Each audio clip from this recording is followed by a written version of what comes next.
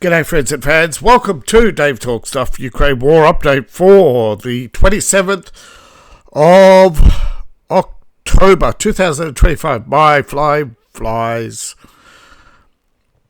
Now the Ukraine war boils and there's been serious developments. However, before I begin, I'm your host, the author David Applegate, author of the books The Boyhood of Cade, Pearl Games, Into the Osbound, and Heroic Tales from the Empire, Part 1 out now, Part 2 coming soon. I'd like to thank you, the sponsors who help make this channel possible. You can help my channel through the links in my link tree. Now, before I get to the news, I want to point out something. And I know I'm starting to see growth. Welcome new viewers. Each and every one of you is important. Now, a lot of you old-time viewers may know this. I have not chosen a side. This has pissed off the pro-Ukrainian supporters, and this has pissed off the Russians. Sometimes Russia blocks videos they don't like. We all know this, but so does Ukraine. And I notice a lot of you out there say, I know nothing about Ukraine. I don't think Ukrainians know anything about Ukraine. I think a lot of Americans didn't know there was such a country as Ukraine until the war. And a lot of people who are criticizing me haven't watched the videos. They just make ad hominem personal attacks. Yes, I know I'm ugly. Yes, I know I'm not in Ukraine. Yes, I have red hair. What's that got to do with it? Wow, thank you people for pointing out that I'm a white man. I wouldn't have noticed. Gosh, here I was thinking I was a black trans lesbian woman.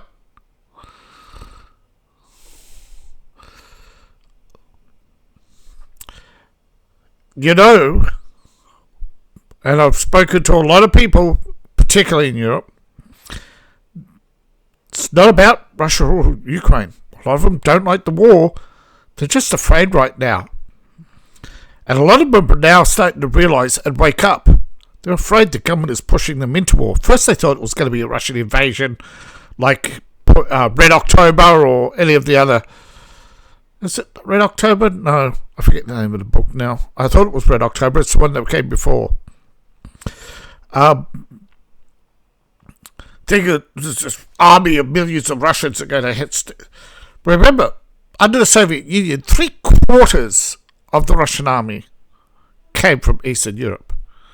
So you've got to consider, if there was a war, it would be between Eastern Europe and Russia, let's face it, and Eastern Europe was the bulk of the Russian army. So, yeah, nuclear weapons do tend to give Russia the advantage, but only a slight advantage. You can't invade a country if you're also going to nuke it. So, and given the situation, I doubt anybody really wants a war. It's just that those who do have all the power, and that's really what's making people afraid. They're just afraid to say it because there's so much surveillance. You may not believe me, but Europe is a surveillance state, particularly in the UK.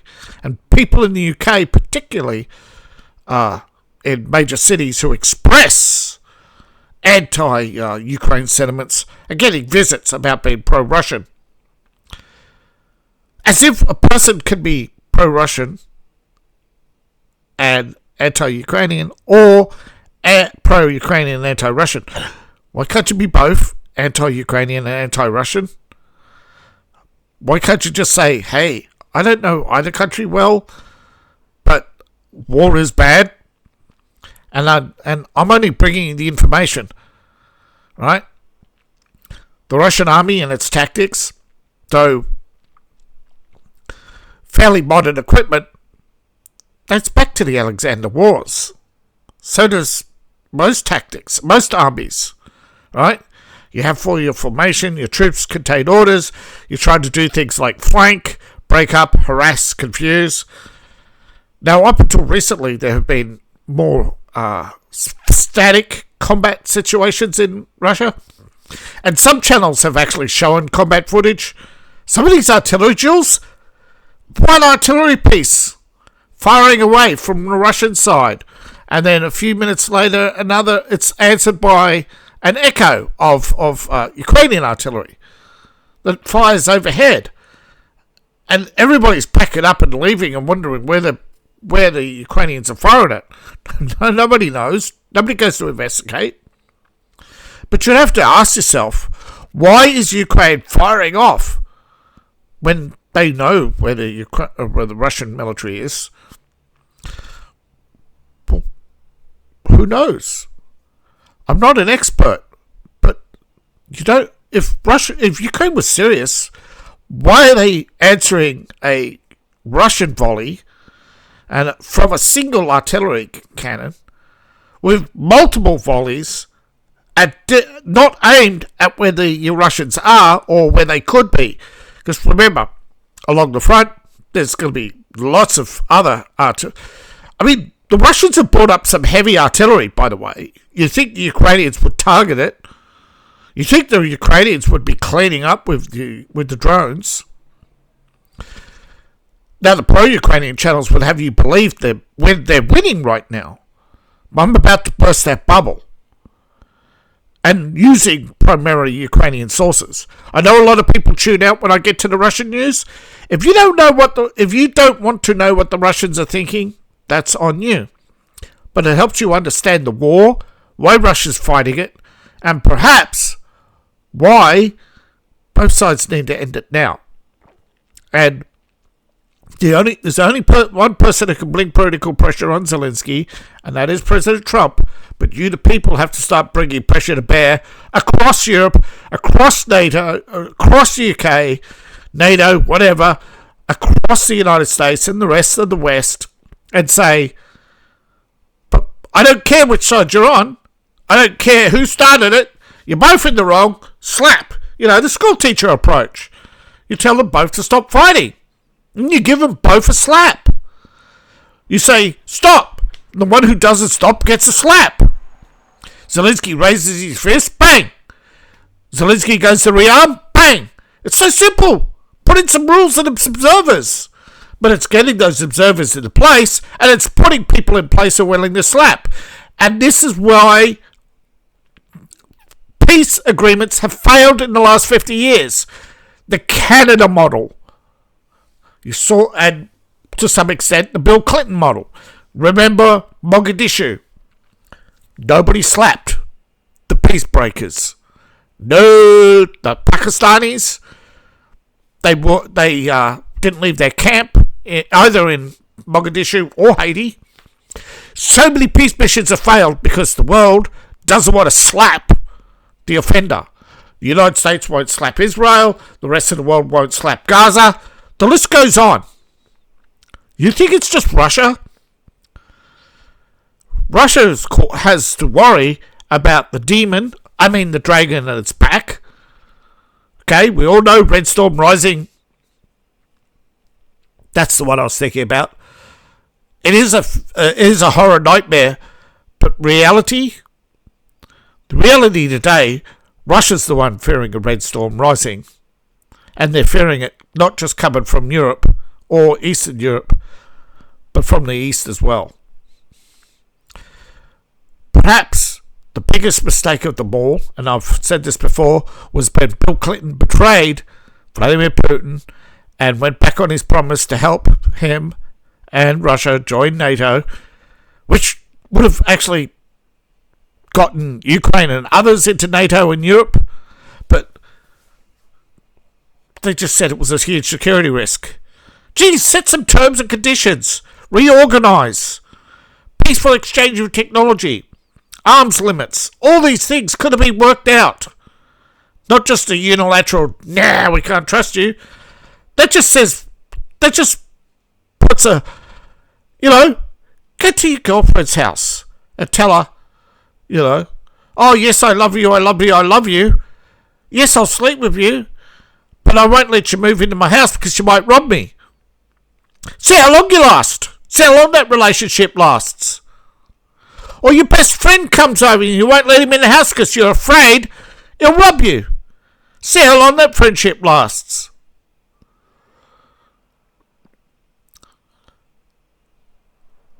That's where I'm at. And you know it.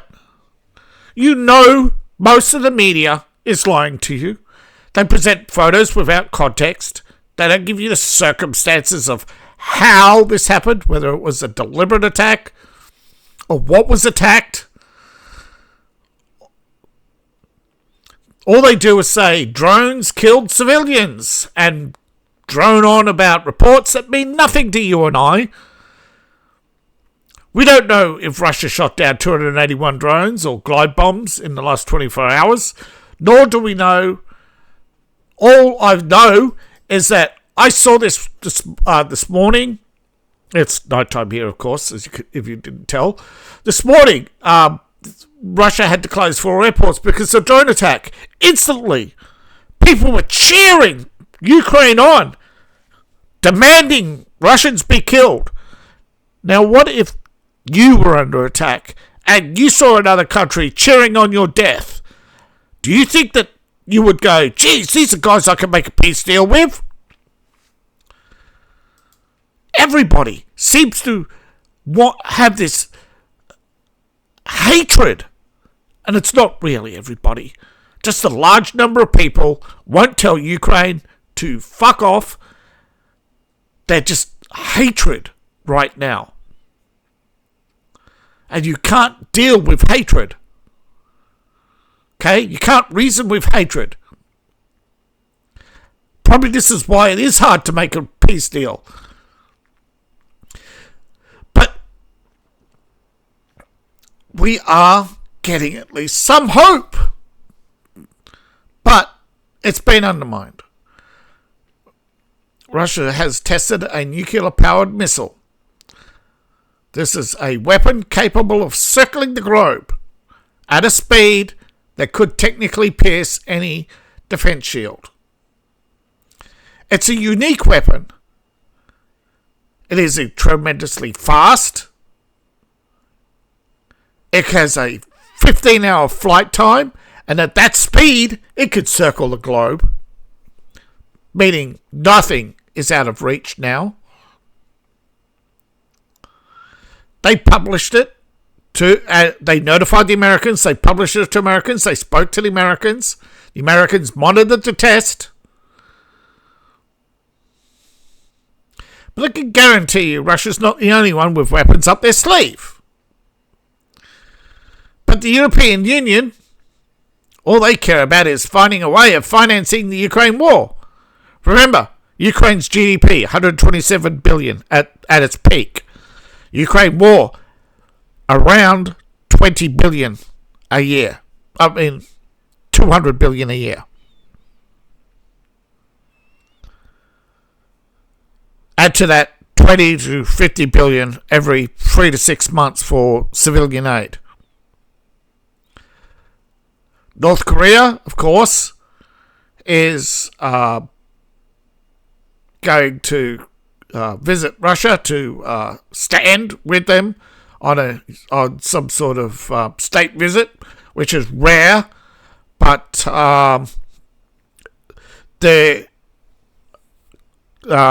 what they call the challenges that they wish to address. So we'll learn more what's going on there. But in that regional security, everybody's panicking over these weapons tests off the coast.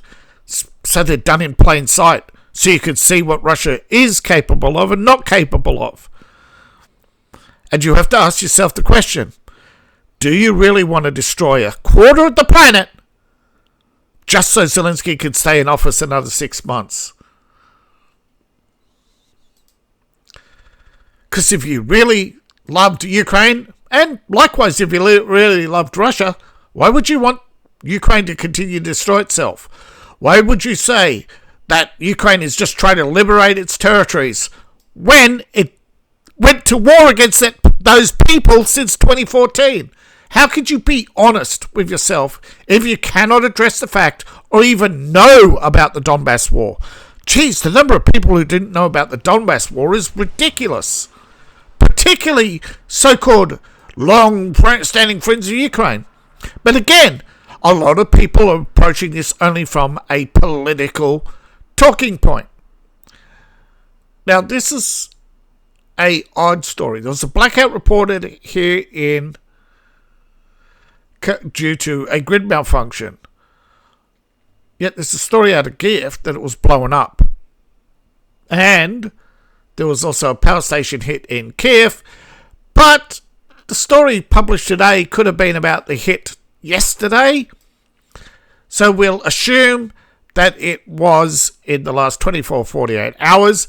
And this was hit sometime in the last 12 to 24 hours. And this was likewise.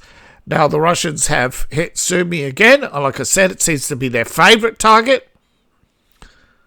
There seems to be a little bit of movement in the buffer zone, but it hasn't grown much.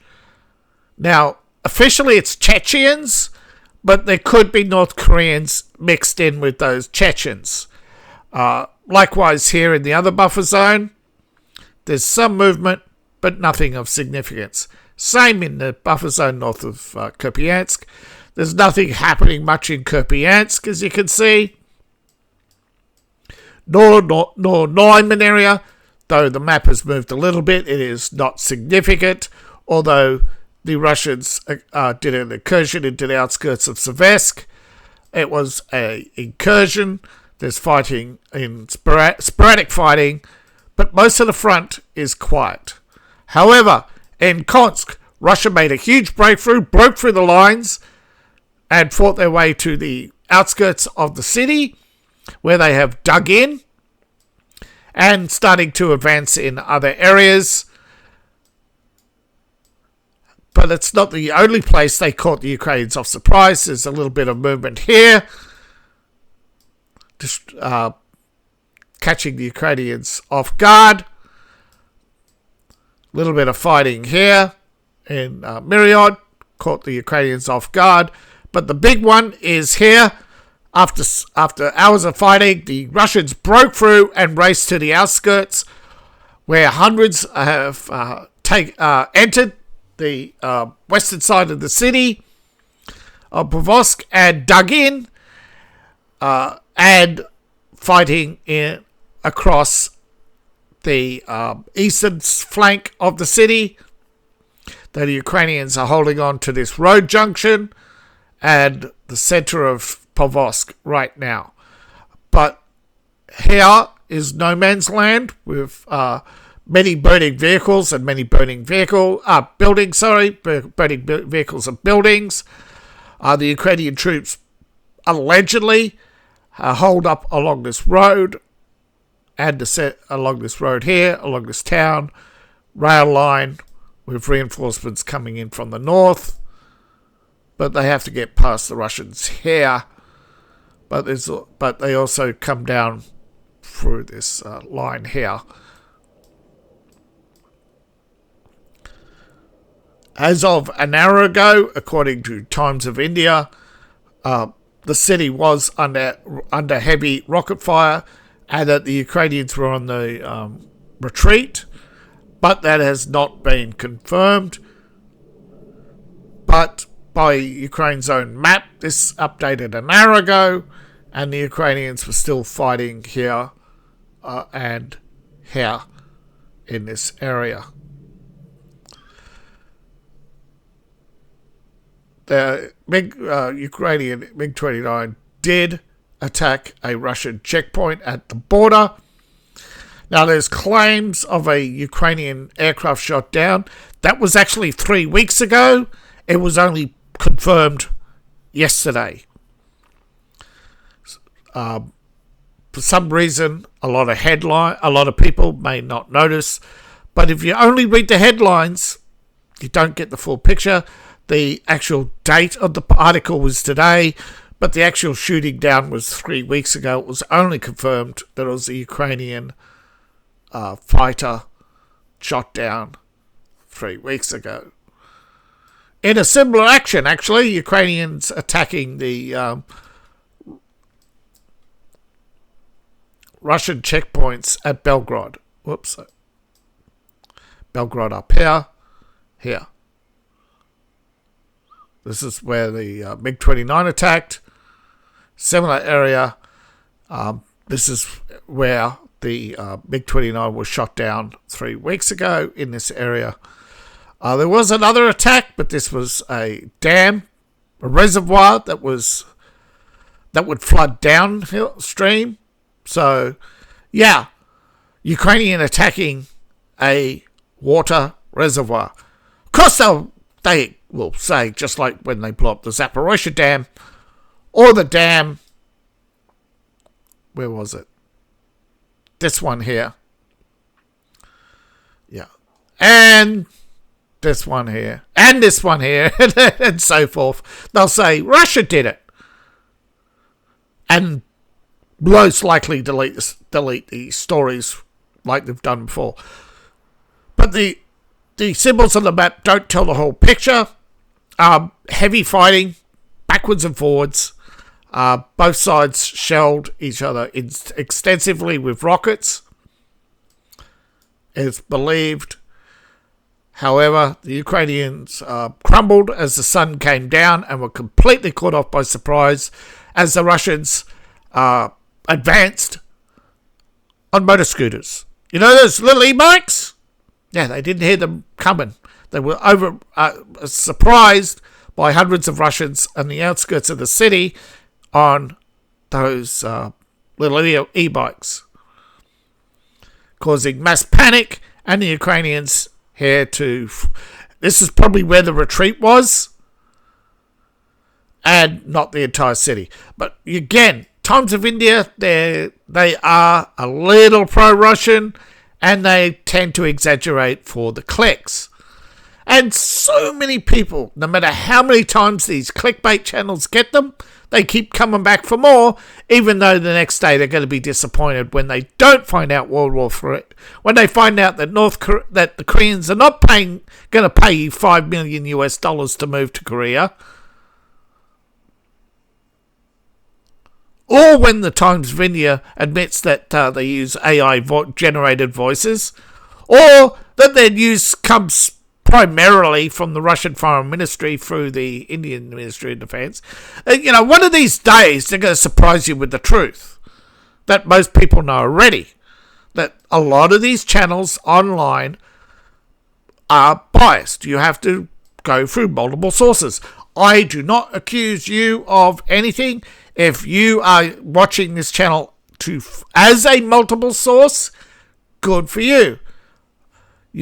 A lot of people have come, argue in bad faith, saying, but CNN said. Yeah, I don't care what CNN said. And I don't care what multiple sources say. You gotta have also evidence. Okay, the Russian Ministry of Defense can make claims they occupied a town. Sometimes they may occupy it and retreat.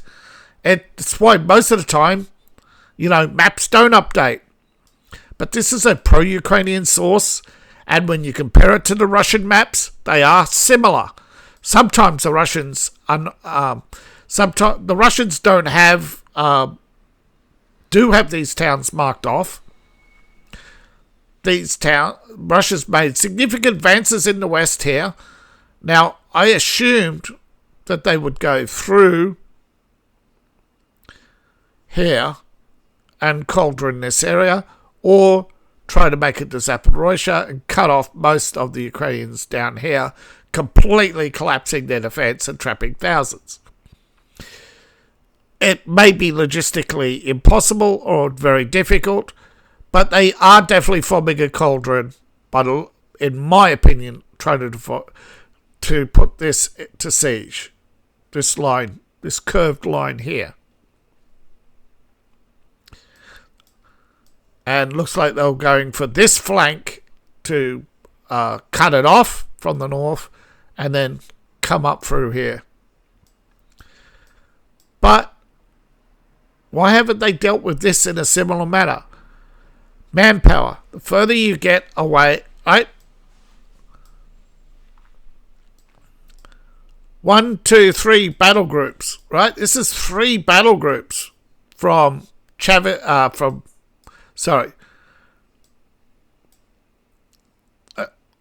1, 2, 3 battle groups. That's one battle group. So it's more spread out. Russia's got 6 armies, 3 of them on a short front, and the other 3 on a long front. All 6 have reserves. All 6 have different equipment. Some are a mixture of Army and Navy. Some are a mixture of Army, Navy, Air Force. Some a mixture of Air Force and Navy. They're all rotating, right?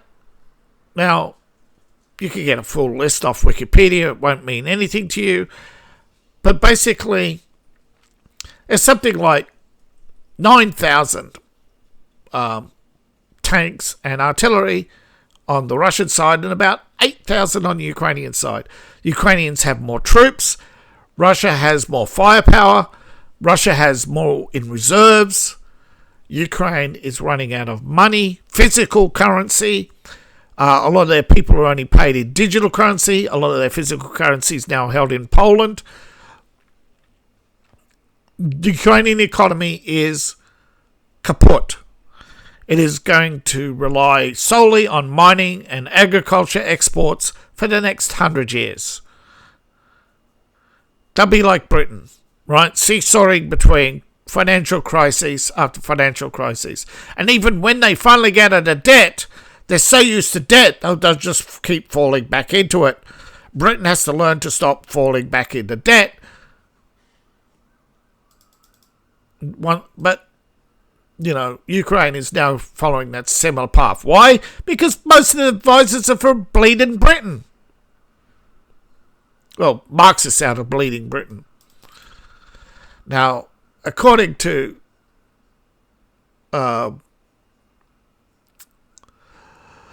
Sergei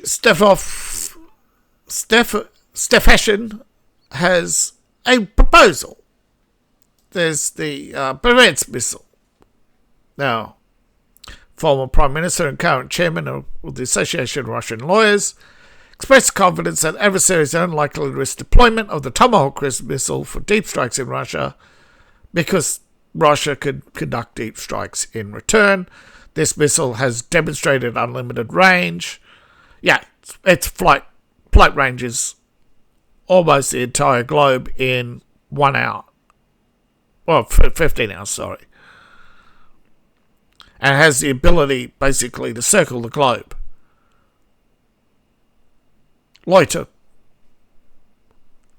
Pick a target and hit it.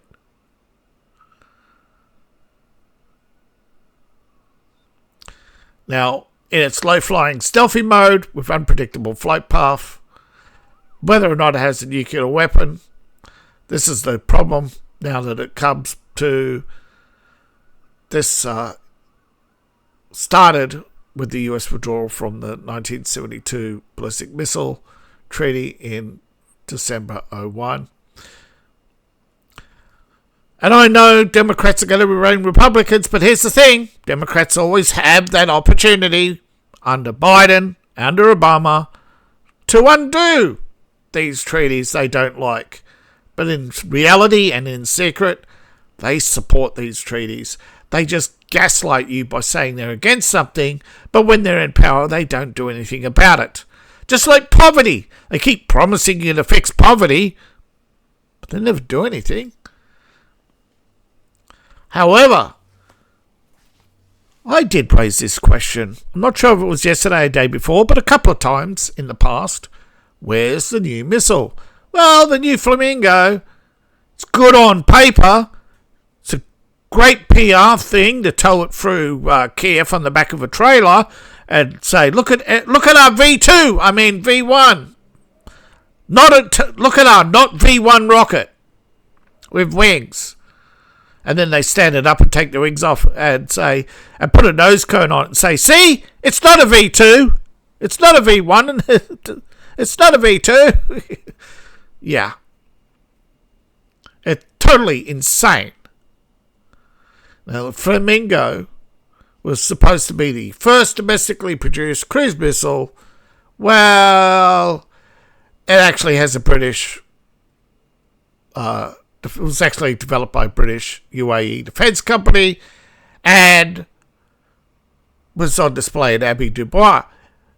It's not actually a Ukrainian missile for a start, and it has been long-running production problems in the UK. No, sorry, in Denmark. So it's not a Ukrainian missile for a start. It's designed and built by a British UAE company. Sorry, in Denmark. It was first displayed in the UAE under a different name. Supposedly for deep strikes inside Russia. But the thing is, it's not a cruise missile. It's a glide missile. It flies up to 30,000 feet and then glides. Now, depending on the rotation of the globe and many other factors, it could reach 3,000 miles. More likely, shot down, as it has to fly very high, very fast, and then aim at something and glide towards it. Now remember, it's going to lose distance over time, right? Both the gravity and drag are going to drag is going to nose it down faster than gravity, but it's going to come down faster and faster each time. So unless it's actually got some sort of remote piloting or some AI piloting, there's always the danger of it nosing down completely and just crashing well before it reaches its target. And remember, the V1 was so random because its clockworks could freeze while it was in the air. In this case, electronics. It is a weapon of terror. It's a random target. You can only target cities. You can't target small objects like a building because it doesn't have dynamic flight. It only has a rocket for lift. And to properly cruise doesn't need just a rocket to push it. It needs maneuverability and large fixed wings. That's a glide configuration. At high speed, those wings would fall off. So they're deployable wings. Now, according to the Kremlin, these tests should not strain relations. However, that was not the only statement put out by Dmitry Peskov from the Russian spokesperson for the Kremlin. And other statements, Russia has said they're still open to improving relations with the US. Despite openness with dialogue, both Russia and Putin are guided by their own national interests, not the interests of the United States. That contact between the US are important dialogue, including Dmitryev's visit. So despite unfriendly steps by Washington, aka sending more weapons to Ukraine, Russia says it wants to ensure its own security and will develop new weapons to this effort, and claims that Europeans are Russophobic and are aggressively hysterical. Now, of course, pure CGI. Nobody knows for certain, but I would suggest the faster the missile goes, the more rocket-like it is, and would not rely on conventional fins, as they would be ripped off at the slightest wobble. I would say that it would use what's called variable surface dynamics. In layman's term, you have material that could bubble slightly, and these create ripples and that ripple will push or pull. Another way is to leak a little bit of gas through tubes in holes in the because at 14 I forget whether or not what speed it is, But there are tests of American aircraft you can look up and see. We exactly been ripped off aircraft and missiles in test. That's why a lot of the new rockets are streamlined more than ever. But some of them do still have variable surfaces. But yeah, variable surfaces are very, very new. Some of them still use, though technically a fin is a variable surface. But what I mean is they have fins that aren't traditionally hinged or rotated. They use actual bendable materials on the surface, so the skin remains intact and actually holds the so material known as superplastics. Very, very advanced materials. It's a combination of metals and ceramics. Both America and Russia are known to develop superplastics. A lot of superplastics rely on rare earth materials. Now, Trump has responded to the Russian test of the cruise missile and reminded that Putin that Trump's not playing games. He also said that he'll make his own decision as he moved two nuclear submarines closer to Russia, that we don't need to go 8,000 miles. Yeah. Reminding them that we don't need to fly a missile 8,000 miles to hit you. Yes. Yeah. The test was aimed at evading interceptors. It was how much was demonstration and how much was real life. Nobody will know for a while. But there is speculation, and the Times of India has put out, and this has been confirmed by other sources as well, that there was a fire in Kiev. The highlighted here, it's known as the Chapter 4 power plant. It is believed to be a nuclear power plant. That its offices were hit, were on fire, and that the fire had spread to the lower levels. People had to be evacuated from the basement as well as upper levels of the office building. Here we go. The upper levels there on fire. Then we have smoke coming out, third floor. But you can see on the first floor, this fire has spread to the first floor, and the lower levels were flooding, as they were pumping in water to try and fix it. Number of people were injured.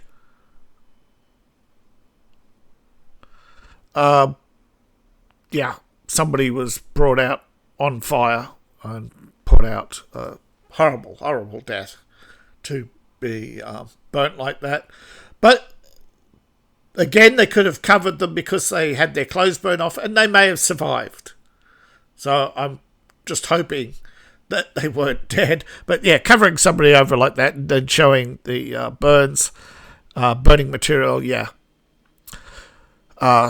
Plastics in an office fire, plastics. Particularly in poor countries, they use cheap doors. Their doors are often plastic, and they will burn and melt.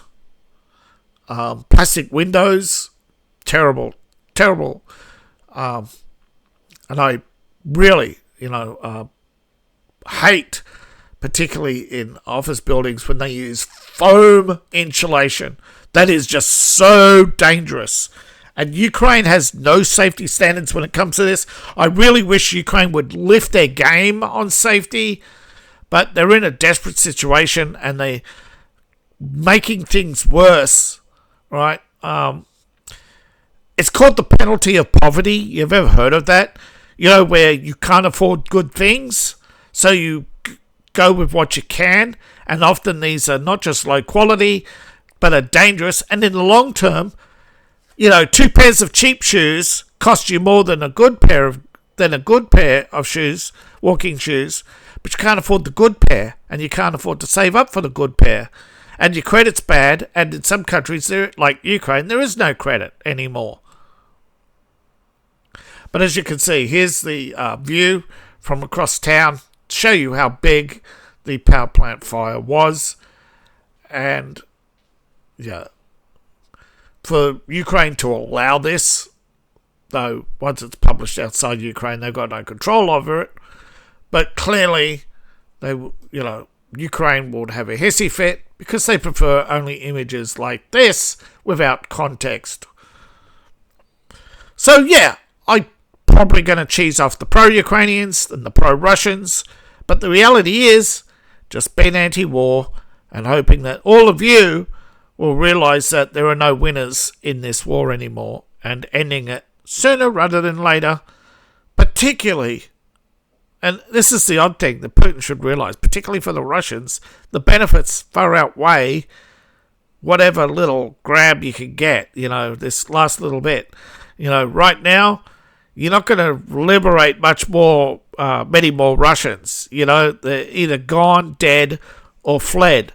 I think that's, I think people have made up their mind already by last year which side of the border they're going to live on, and nothing ain't going to change that.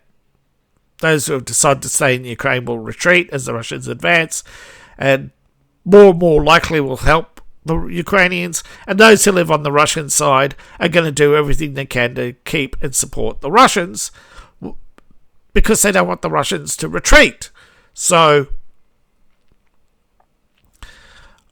they know what will happen, okay? Please understand, Russians won't retreat because the people know the Ukrainians will murder them, okay? The last 10 years, whether you believe me or not, it's what they believe, and knowing what people believe helps you understand the war. And so it doesn't matter what truth you have. If you want Russians to believe better, I think you better go on pro-Ukrainian sites and see how much see what Ukrainians say before you criticize me next time. If there is a criticism, of course. Most people only criticize me once and never come back. Why? What's that going to do?